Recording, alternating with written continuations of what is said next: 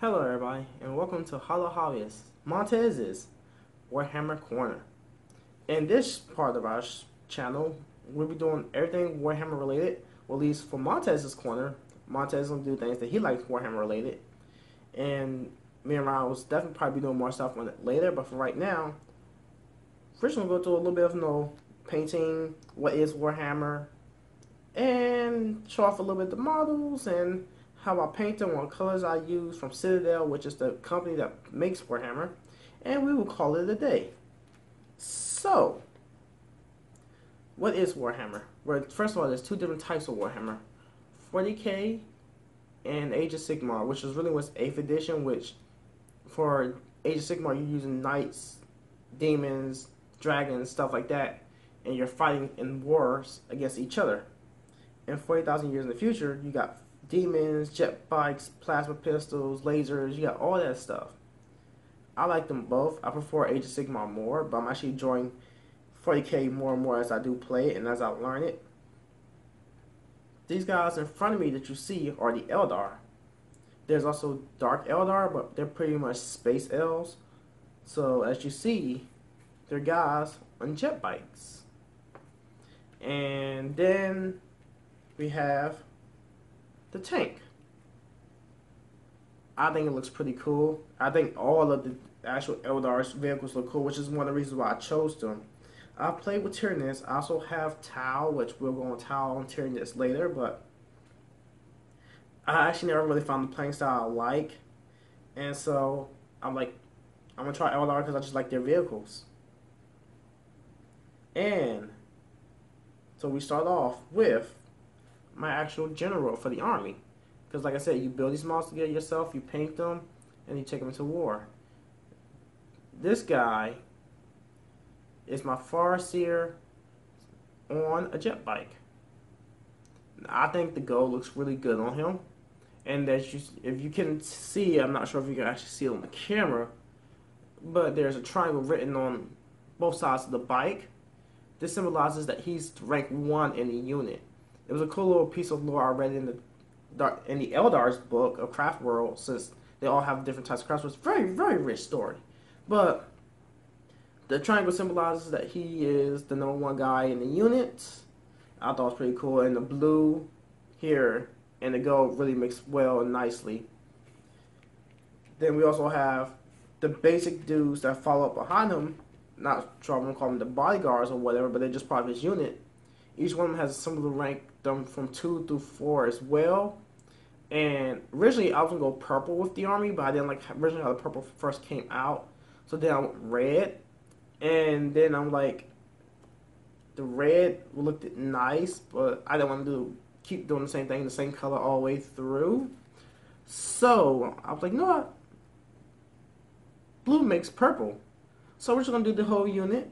We're going to do one of each, red, blue, and purple. And I do plan on buying more, so I'm thinking I'm actually going to make these guys as separate units. So instead of representing which number they are in rank to follow behind the general, they might just be ranked on their actual unit number from there. And then the box also came with this tank. Now, the tank, I wasn't really interested in at first, but the more I built it, the more I liked it. And as you can see, it's not really finished compared to the other ones. Well, the other guys ain't finished either. I got to wash them, which is literally just me putting some watercolor on it to darken them up and make the actual lines and edges pop out to make them look more 3D and realistic. With this guy, I actually want to take the top of this piece. Oh, the cabby fell off. He trying to eject, but he's weird. I'm not. We're not fighting yet. Yeah, whatever. But yeah, you see that the top here is just pure gold, like my general. I like the gold on the tanks. I'm thinking we'll do more vehicles with the gold as well, but the black just made make the gold pop out a lot more. So once I actually get into the mood, because painting really is something you got to get in the mood to do, just keep painting around the edges and make it pop out just a little bit more. I'm on the fence right now. I'm actually going to take the little cage around this and paint that black as well. But yeah, that's what I have left to do. And the reason why I actually didn't glue this on is because These things are actually really, really fragile, and it'll be easier to carry it with the piece off of it than with it on.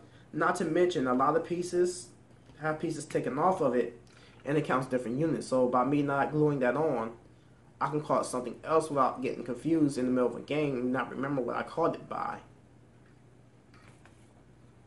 Now, the colors that I actually use for those who like the way I painted them, is going to be a little bit different. I know most Eldar are painted red, this, that, and the other, but they always tell you paint it wherever you want to paint it. So I started out with a primer, which primes it up, gets it ready for people who don't know how to paint, primes up a model or a piece of wood or something. Just get a good coat on it that you can paint over it. And my jet bikes, which you see here, were done in black. I think it was Chaos Black. My black ran out, so I don't have a copy of it. I don't have a bottle can of it anymore.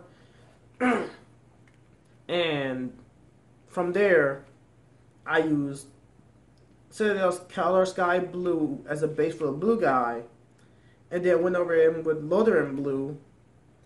And for pieces on the edge of the wings, I then went over that with black, with the Adeon Black. For the purple guy, I used Negative Purple, Xerxes Purple, and just a smidge of Stellar Purple. And that's what I used for him. For the red guy, Evil Sun Scarlet, and Corn Red to go with the black primer that all of them went through.